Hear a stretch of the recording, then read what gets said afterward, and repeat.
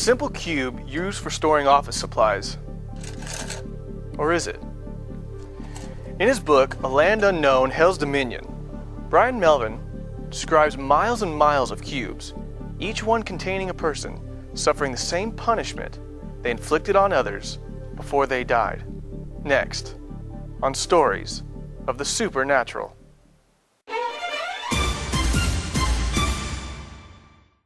In 1980, I was a rough and ready kind of a guy.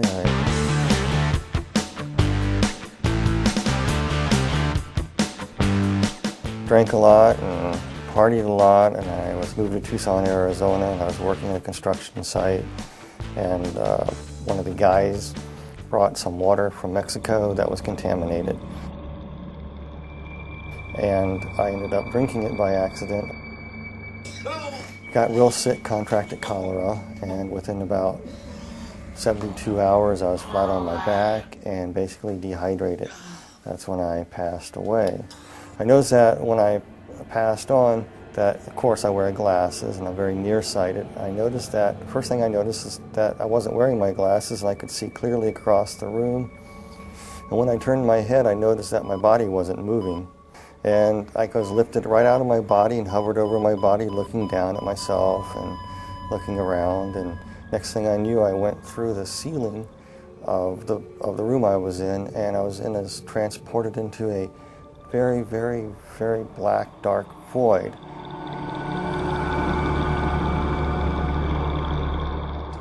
I could hear like somebody speaking to me, like telepathy.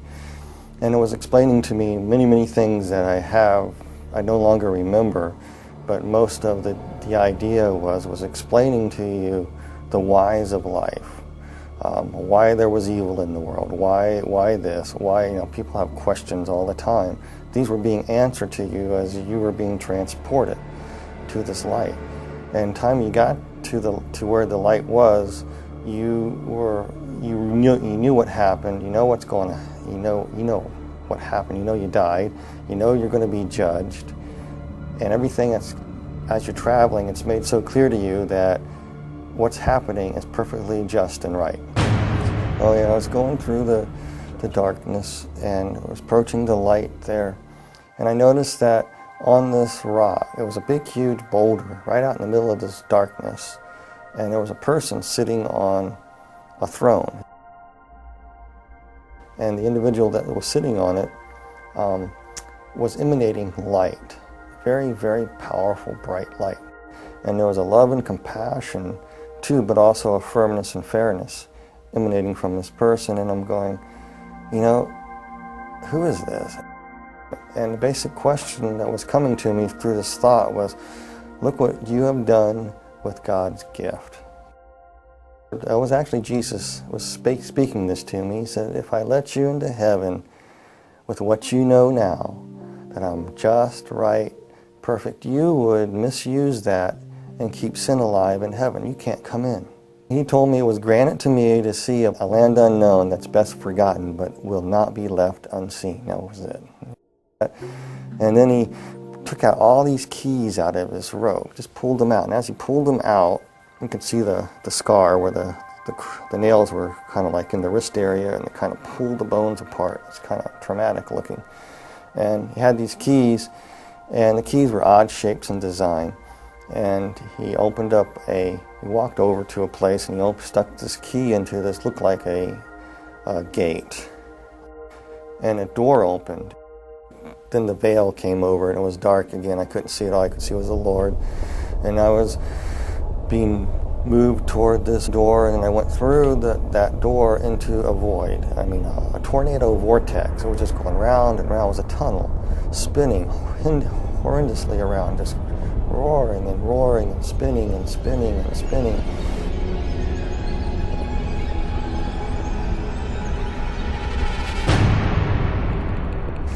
And it smelled horrible. I could hear these screeches and noises and sirens. The most thing that I remember the most was slurping noises and screams, and I could feel heat, really hot heat. The next thing you know, I was falling through the sky. It looked like the sky, and I hit the ground. You know, it kind of hurt, and I stood up, and I looked, and I go, where am I? All these people ran out, and some of them looked like people that were dead that I knew, and other people I knew that were not dead. And they come around me, slapping me on the back. I said, they got there awful quick because the house looked far away, but all of a sudden they were there, slapping me on the back, welcoming me there. But something just wasn't quite right with them because they looked weird. They had yellow glints in their eye, and their eyes were almost reptile-like. I looked over and I saw what looked like my best friend turn into somebody else. And I said, hey, wait a minute, you can't do that. You're not who you say you are. Who are you? And then all of a sudden I looked around and I go, all these people around me are not people. They begin to morph into what they were. They were ugliest creatures I've ever seen. Reptile-like, some of them, they were just god-awful, like rotting vegetables, and they were distorted and twisted, and then they were not perfect by no means. And they were just filthy, smelly creatures. And they were just starting to come at me like they're going to shred me to pieces. And one tried to grab me right across my chest, and one tried to grab my legs. And while they're trying to tear you to pieces, they backed away, and this one that looked like my best friend earlier, who morphed into different people, came up to me. It was he was about 4'8", looked like a sort of half dinosaur, a reptilian type creature, and it was hissing and spitting at me, and was speaking in a language that I didn't know what it was saying at first. I was telling, and it was broken in English. It was telling me to come, follow it, follow it, follow it. So he motioned to me, and we took a few steps, and all of a sudden we were at the end of the horizon. That doesn't make any sense, but we came across to what looked like the end of the horizon. You couldn't go any further, and I couldn't understand what it was. And yet I could look out, and I could see all this vast fields and mountains. And then that creature stuck its hand in this horizon, and he ripped it open like a veil, and he stepped out of it up onto this road, and he telling me to come, motioning me to come, so I did the same. I just went ahead, I got up, and next thing I knew, I was on a large, wide, dusty, flat road. I just came out of a cell, a cube. It was around 10 by 10 foot square. It could have been 14 by 14. That's what the dimensions were. And there was a cell next to it, and there was a cells above it, kind of set back, concave, so they're going up. And there were 6 of them to the roof of this place. And in the walls are embedded peoples in cells. And he pointed to another cube, and in this cube I was looking at, there were people inside these cubes. Some were vacant, some people waiting for people to arrive like I did. There's this person in there, and I was just looking at them, and then it was showing me another person. Each person that was in their cube was like they were reliving parts of their life all over again, but not in a very pleasant way. It's like a living nightmare. When we return, Brian Melvin is taken deeper into hell, where he sees people in torment. Among them, one of the most notorious murderers in history. Next, on Stories of the Supernatural.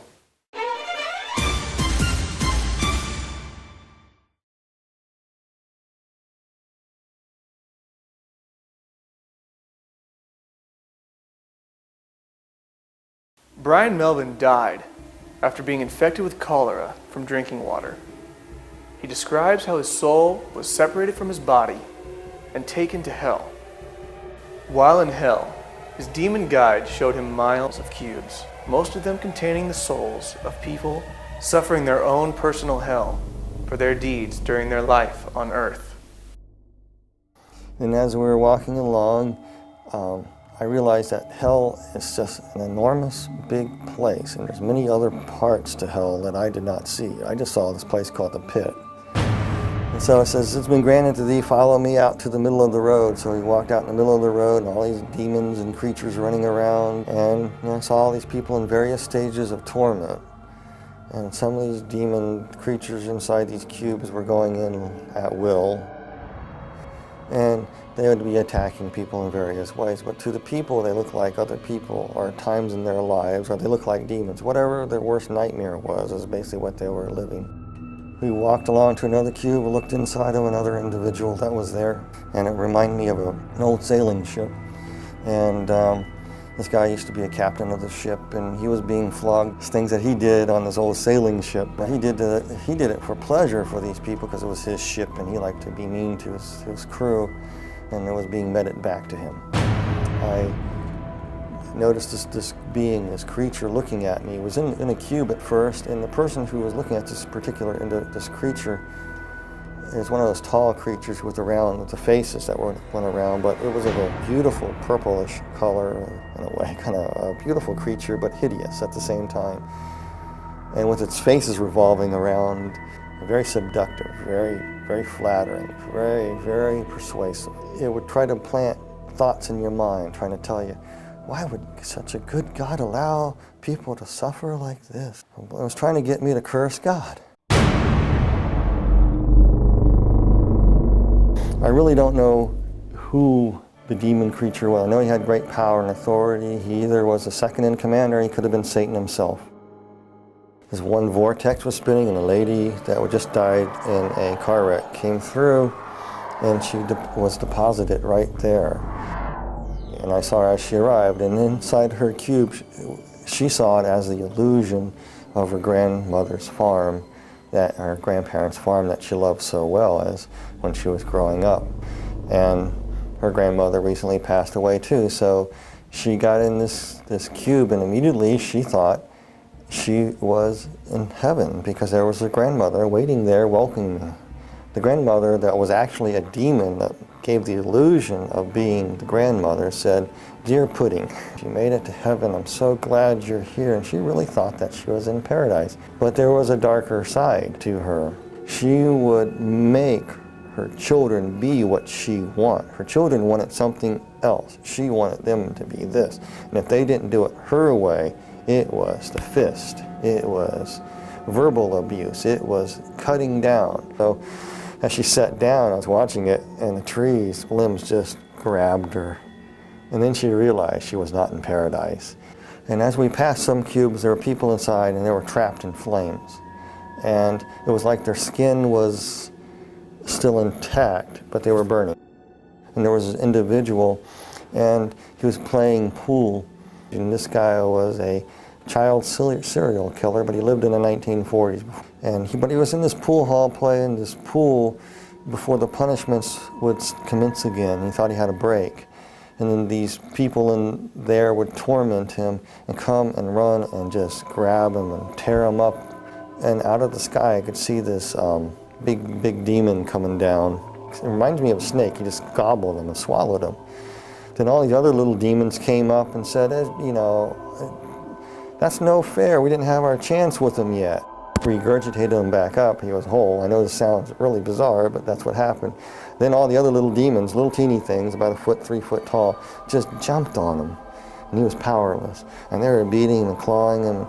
And there was no rest for this guy whatsoever after that. It was constant torment. Everything that he ever done was being justly put back to him. I came to a cube, and I was looking at this, and this was a woman. She was dressed in fine garb. She was a temple prostitute, basically what it was. And she was somebody who died in Corinth around 69 AD. For a price, she would have a newborn son. For some reason, their religion was some strange thing. When you have a newborn son, you can offer it into a statue, and there's flames underneath the statue. You put the baby on the statue, and basically the baby would be cooked. And here she is in this temple. There was no let up to her torment. It was almost like all the little babies that she burned that were hers and other people's were tormenting her, mocking her, pouncing on her, just crawling and tearing her up. And she just screamed, and I had to turn away and walk.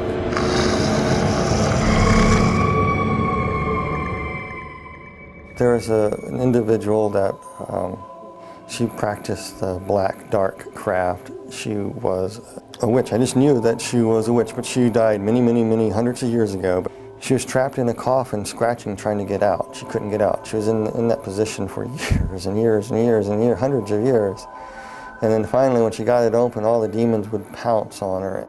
And I walked on to another cube. We looked in this other cube on this row, and there was another lady.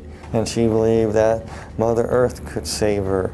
And that if she honored the trees and the rocks, and she was into this nature thing, and part of their religious practice that she would practice would be getting out in the fields and dancing around a fire with a bunch of other people doing the same. The people that she thought that she was with were actually demons, and they would come up to her and say, "You did this." They pick up a stone. You say, "The stone will save you here," and they smacked her with it. So she was standing there, and the demons reached down there and reached in her mouth, ripped out her tongue and part of her thing, and says, "You talk bad? Oh, the stones are not going to save you. Nobody can save you." Then they ripped off her, just actually took her skin and just peeled it off. It was really slow and agonizing to shreds. It done nothing to the skeletons. Then they took the bones and broke the bones. And she felt everything. Then her body would come back together. The flesh would come back together. And she'd be whole again. And it would start all over again. A different scene would happen. And some of the cruelest people on earth were in these. You know, some people, I don't like to say names of people or anything like that, but I will, you know, this one particular individual is definitely there, and everybody knows who it is. It's Adolf Hitler. Hitler was sitting in a cube. The cube was open, and it was just burning flames. He's just sitting there burning. And his flesh wasn't burning, and he had this hideous look on his face.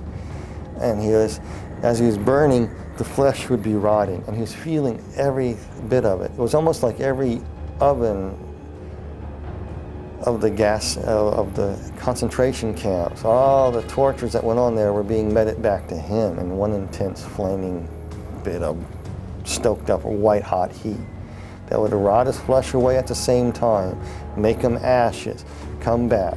He was just being tormented like that. He was just, I remember having this weird look on his eyes.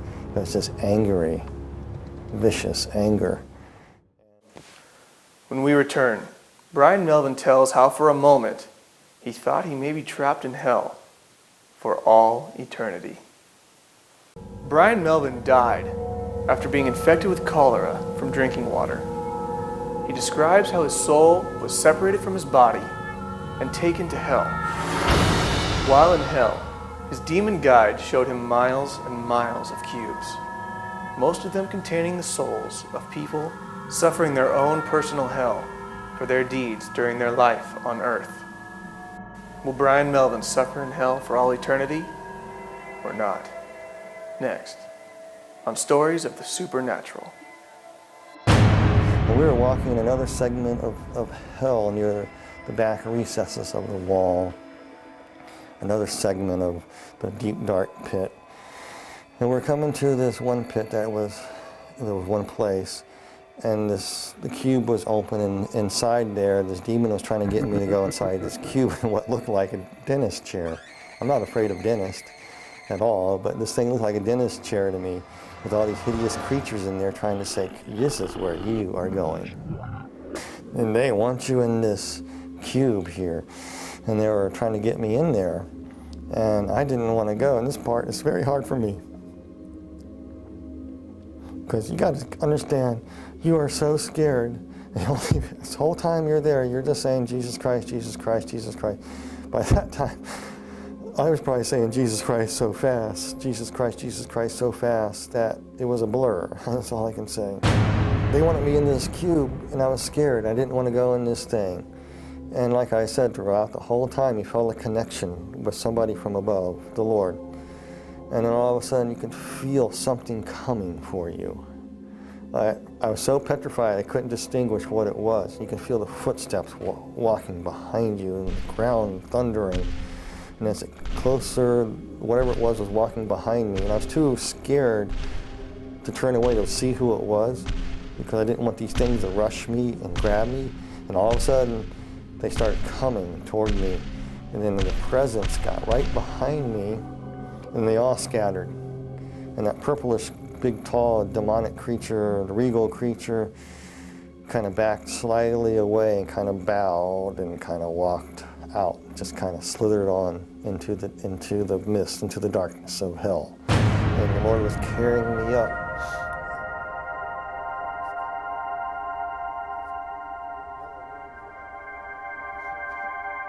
And I knew who it was. It was Jesus. He picked me up.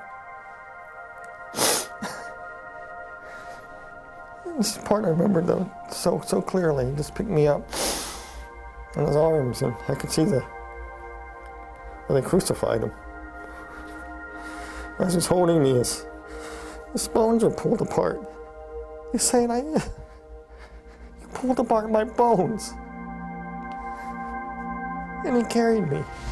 And he kind of floated through the air and went through the center of the bottomless pit. I went straight up.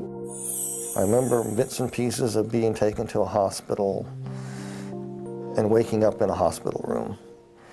And nurses poking me. And when I woke up out of this thing trying to breathe, I grabbed the doctor and said, "I'm not in a cube, am I?" "I better not be in a cube." And the doctor says, "No, you're in a hospital." And from it, I was no longer an atheist. There was a God, there is a heaven, and there is a hell.